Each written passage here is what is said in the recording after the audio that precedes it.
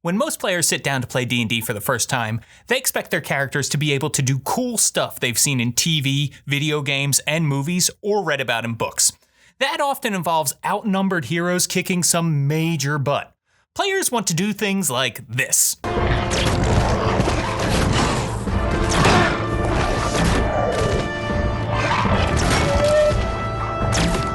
Or this.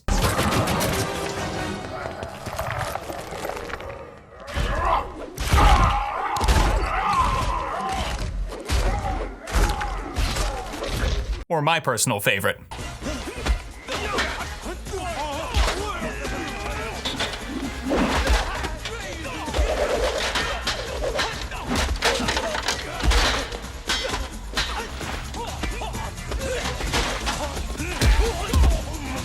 The problem is that 5th edition D&D isn't really built for scenes where a small group of heroes take on an overwhelming number of foes. In fact, if you have, say, 10 or more foes facing down the player characters, the game can become unfun real fast. In the game as written, there are basically 2 scenarios where you might throw a lot of enemies at the players. The first is when their characters are higher level, so throwing a bunch of low challenge rating lizard folk at them isn't deadly, but it can be a slog. Sure, some of those lizard folk die from a single attack, but they have just enough hit points that others will survive the first hit. Then you have to track HP for the creatures you thought were one and done. Plus, on the lizard folk's turn, you'll spend a lot of time rolling attacks while the players sit there. The second scenario is when GMs know the players can't overcome the odds. Maybe they tripped a magic mouth spell and now a whole volcano's worth of fire giants is coming after them. The players aren't meant to cut down those foes like John Wick doing battle in a knife shop. They're meant to flee. The good news is that if the players do try to stand and fight, the combat won't be a slog. It'll be a bloodbath, and their characters are filling the tubs. Even so, a small group of heroes cutting a swath through a bunch of enemies is part of nearly every fantasy story, video game, and board game. If the D&D rules could simulate that, it would leave people cheering. Well, tell your players to start doing their vocal warm-ups. Hi folks, I'm James Intricasso, MCDM's lead game designer, and I'm here to talk to you about making minions. This is going to be similar to Matt's video about action-oriented monsters. That one is about building the boss monsters your minions will answer to. Minions are creatures designed to be battled in groups of 10 or more. Folks might remember the term minions from 4th edition D&D, but the concept actually goes back to 1st edition AD&D, where fighters got 1 attack per level against creatures of less than 1 hit die. Here at MCDM, we've been playtesting our 5th edition minion rules for a while. We also got to see the community's very positive reaction to the goblin and zombie minions in our Flea Mortals preview PDF. It's linked in the doobly-doo. I bring this up not to hawk the book, but because I'm going to reference that PDF. Specifically, this table on page 25 of the PDF, which is going to make it easy for you to turn almost any existing creature into a minion, or create a minion from scratch. So how do we make a minion? Well, there are a few design goals we need to keep in mind when creating enemies meant to be encountered in hordes. They need to be simple to run. You're going to run 10 or 20 or more minions at a time. You can't get bogged down with a lot of details and exceptions. They need to act quickly. To avoid a slog, you shouldn't spend a lot of time rolling 2 claw attacks and a bite for each minion. And they need to die quickly. That's part of the fun of minions. One swing of the sword and down they go. But minions also need to be threatening. Sure, they're going to die fast, but while they're alive, the players should be feeling the pain because minions have strength in numbers. Think about it. In most horror flicks, 1 zombie isn't a problem, but being surrounded by a bunch of them is panic-level deadly. Now, before we get rolling in the design, you should know that our minion math works out so that in terms of encounter building, 5 minions is about equivalent to 1 standard creature of the same challenge rating. For this exercise, I'm going to minionize the Chain Devil. Oh. That's a big stat block. Minions need to be simple for the GM to run. They shouldn't have ginormous stat blocks with paragraphs of words. If you're converting an existing creature into a minion, like this Chain Devil, complex, wordy features should be cut from the stat block, especially if they're not right for monsters meant to be encountered in hordes. That means Animate Chains gets cut. It's a long action that essentially gives the Chain Devil 4 animated objects to control. If I kept this, then in an encounter with 20 Chain Devil minions, I'd have 80 animated chains on the battlefield. That's way too much to track.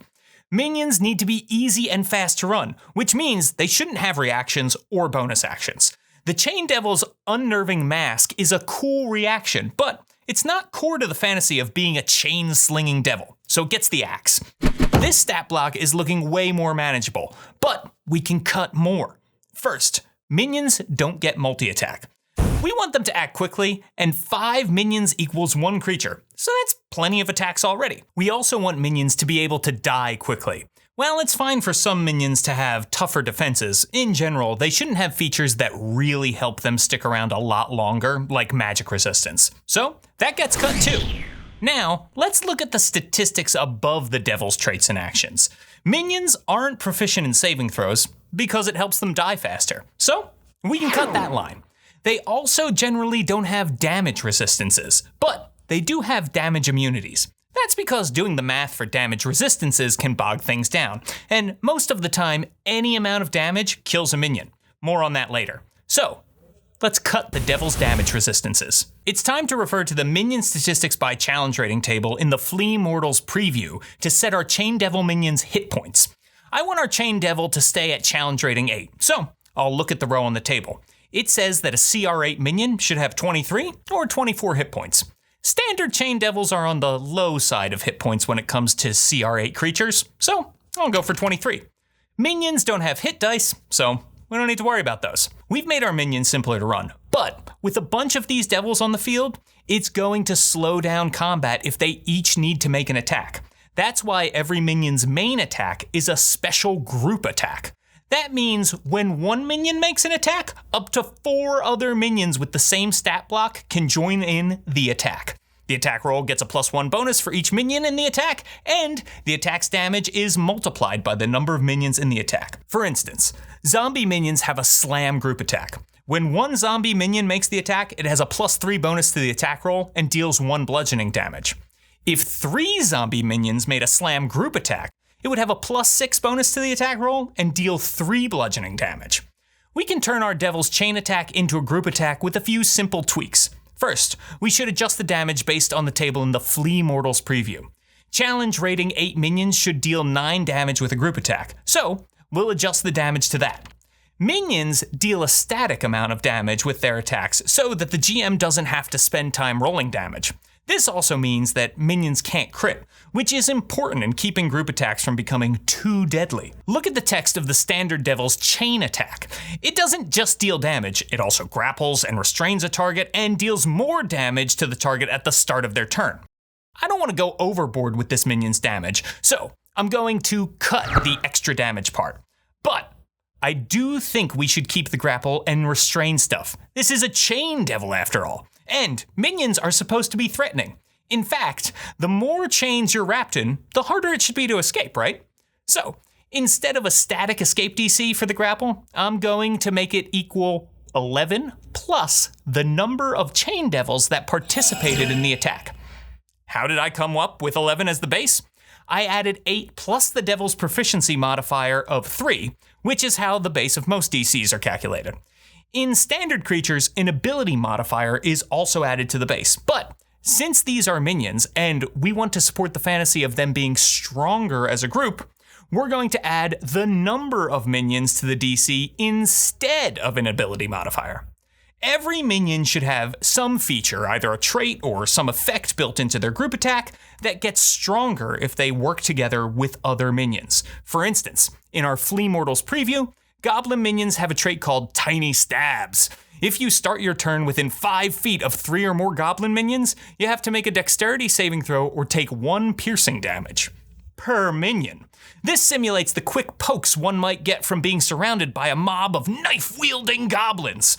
Zombie minions get the Overwhelm trait. If you start your turn within 5 feet of 3 or more of these undead, your speed is reduced by 5 feet per minion. If your speed drops to 0, you're restrained as rotting undead hands grasp you. Now, our Chain Devil minion is simple to run, acts fast, and has a cool strength in numbers effect that makes them threatening. But even with their lower hit points, they don't die fast enough. Yet. I need to give this devil the minion trait. It says that a minion dies if they take any amount of damage from an attack or as a result of a failed saving throw.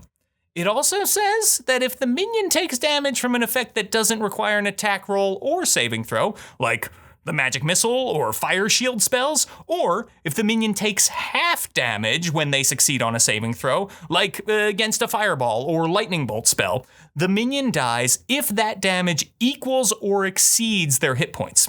Otherwise, the minion takes no damage.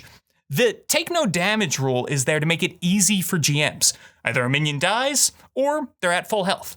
No need to track hit points for 20 creatures in a battle. Now, the 4th edition players among you might be asking, but James, why not just give creatures 1 hit point and a trait similar to evasion that allows them to take no damage on a successful save instead of half? And I would say, well, Chad, we thought about that, but giving minions only 1 hit point makes them too easy to kill in most situations. They're not threatening. Seriously. 1 hit point minions in 5th edition means that hit point based spells like Color Spray and Sleep make minion encounters trivial. It means spells like Magic Missile and Spike Growth lay waste to minions. You'll never need to bust out the higher level spells or features to take care of them. The minion trait keeps minions dying fast, but allows them to be challenging. Plus, giving minions hit points allowed us to create one of my favorite rules, overkill attacks. See, spellcasters have loads of spells that kill multiple minions at once, but why should they get to have all the fun? So, when you make a successful melee weapon attack against a minion and exceed their hit point maximum with your damage, guess what? That attack can also hit and kill another minion of the same stat block within your weapon's reach. Oh, and did the extra damage also overcome that second minion's hit points? Then you get to kill another minion, and so on until the damage runs out or there are no more minions within your reach. That will leave your players saying, hell yeah, to these devil minions. Maybe you're more of a ranged weapon warrior? Great news! If you make a successful ranged weapon attack against a minion and your damage exceeds their hit point maximum, well, your missile continues in a straight line, destroying each minion in its path until the damage runs out or it achieves the weapon's normal range. Legolas, eat your heart out. Once I add the minion trait to our Chain Devil, I just need to reduce the amount of experience points the creature is worth. Since 5 minions counts as 1 standard creature for the sake of encounter building, a minion is worth 1/5 of the XP of a normal monster of the same CR. So that means our Chain Devil is worth 780 XP. And it's done. If you want this Chain Devil minion, good news. You can pick up a link in the doobly-doo. To summarize, if you're converting an existing creature into a minion, you should 1. Simplify the stat block. Reduce the attacks down to 1 or 2, and cut bonus actions, reactions, damage resistances, saving throws, and complex and ultra defensive features. 2. Adjust the minion's hit points and damage output. We did the math for you. Use the minion statistics by challenge rating table in the Flea Mortals preview PDF. 3. Give the minion a group attack. If you're converting a creature that already has several different attack choices, like a Froghemoth, which has a tentacle, bite, and tongue attack, pick the attack that makes the most sense for multiples of that creature attacking at once. 4. Give the minion a feature that relies on strength in numbers. Remember, this can be folded into their group attack, like I did with the Chain Devil. 5. Give your minion the minion trait. It's what makes them a minion. Thanks for watching, everyone. I'm excited to see which monsters you minionize. Come share them on the MCDM subreddit and our Discord. By the way, the Flea Mortals preview PDF has more tips and options for running minions than I could fit into this video. So, if you like what I'm saying here, you should really check it out. That's it from me. Keep on rolling.